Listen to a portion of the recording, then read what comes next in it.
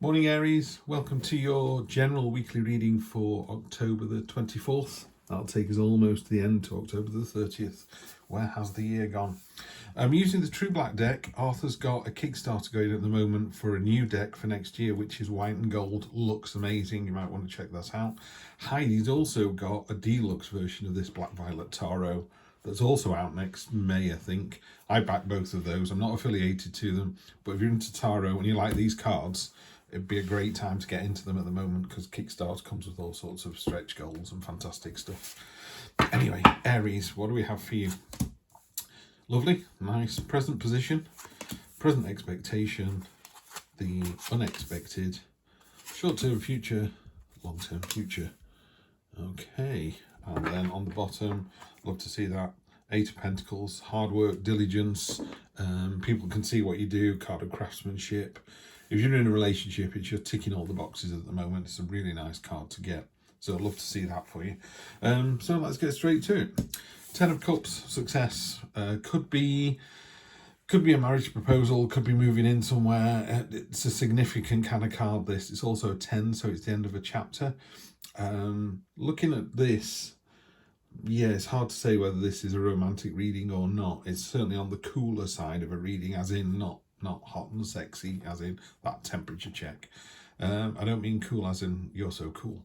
So you got the Ten of Cups. Ten of Cups is success, completion, home life. It's all very, it's just fantastic news. It's like, well, hey, we've done it, you know. There's normally a rainbow of cups. What I really like about this particular one is if you look down at the bottom here, all the swords that are the kind of trials and tribulations through your life, they've been turned into a wreath, you know, so you've actually turned the corner, you've turned it around. Really nice to see.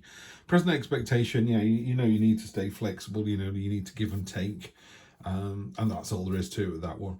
The unexpected card is it's time to think outside the box a little bit. It's time to use your imagination.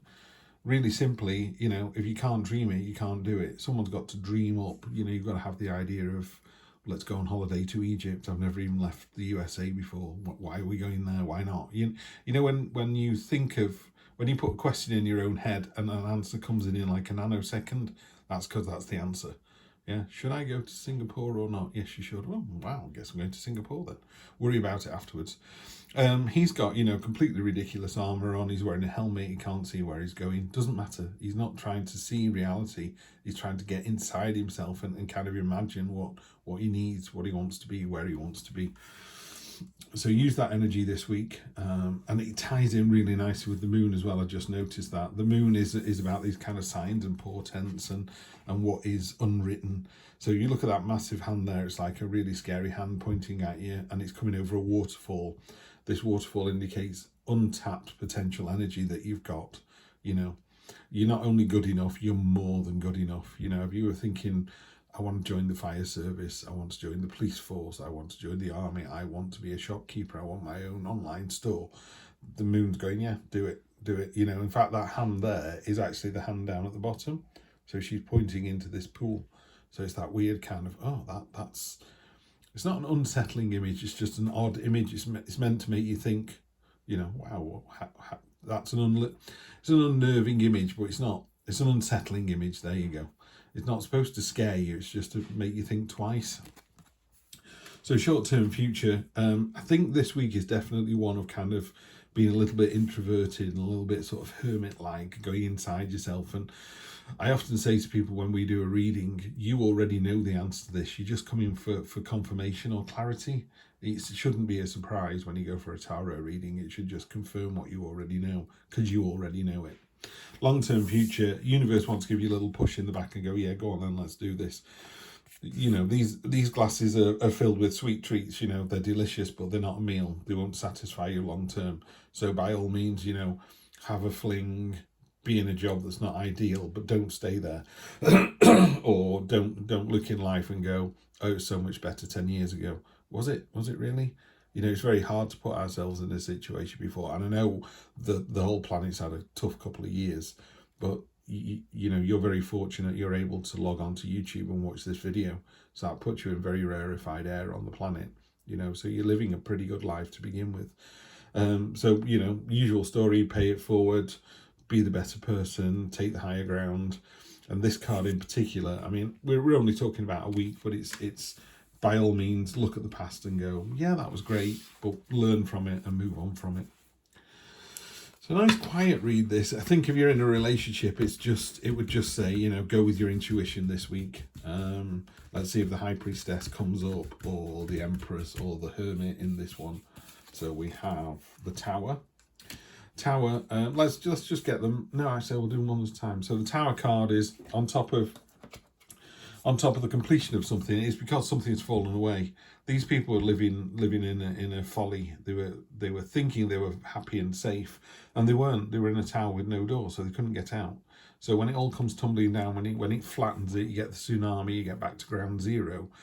The Tower card is a very cathartic card. It's major arcana. It's big energy, but it's big cathartic energy. I also think it's quite positive. It is literally a tsunami has just come in, washed away your whole village of thoughts, dreams, hopes. You know, I thought I was going to travel to Hong Kong. I've lost my job.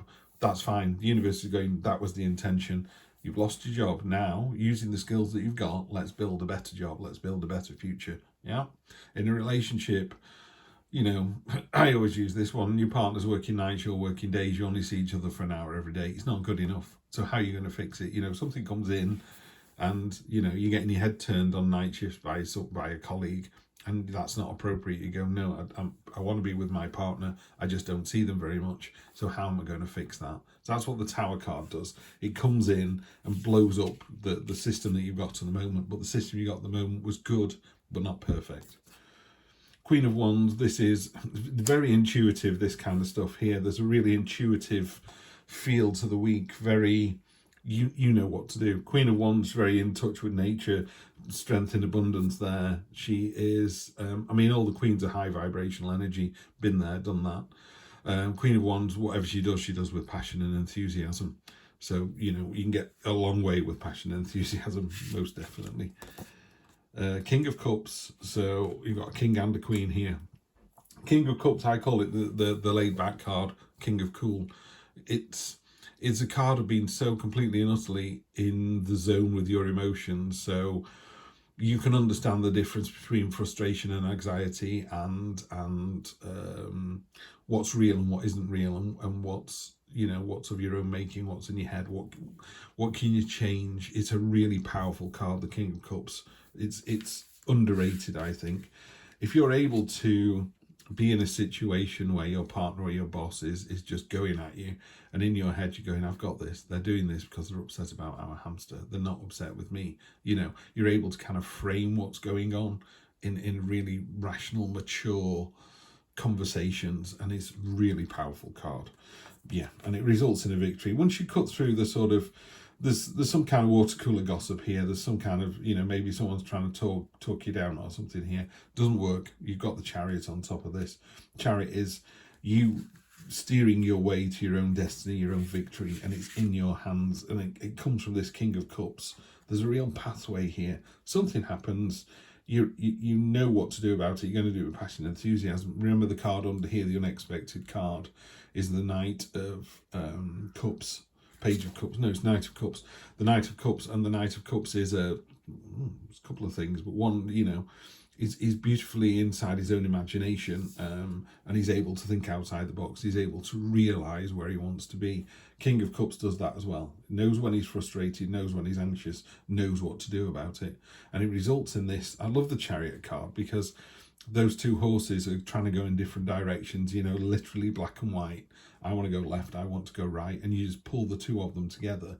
And it could be that you go, yeah, we need to go left, and you pull that horse that wants to go right over there, or you just steer the middle ground. But it's about steering it yourself. Yeah, and the result is fantastic. The result is happy celebration, and other people being really happy for you as well. This isn't a solo effort.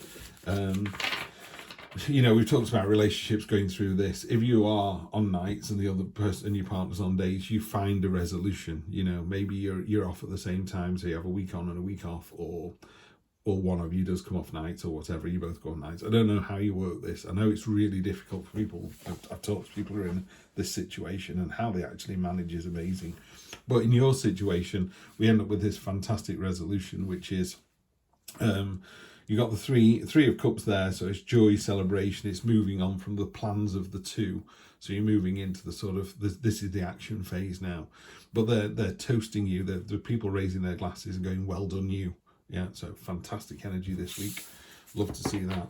So it's a fairly quiet week, I think, Aries. Nothing too spectacular, although the Tower card is a big card. I'm just going to draw one last card, which is from my oldest deck and most used one, the Chariot. There you go. There's your message for the week.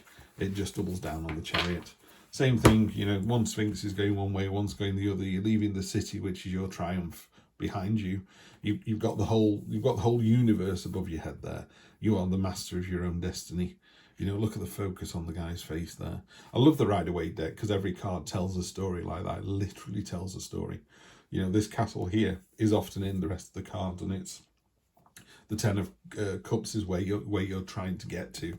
This castle is your biggest dream, your biggest wish, and you've conquered it. You're moving on to the next one. Because people always go, you know, I wanted to be rich and famous. Now I'm rich and famous. What's next? More rich and famousness? I don't know. So yeah, maybe you're in for rich and famous this week, Aries. Have a good one, and I'll see you next week. Take care.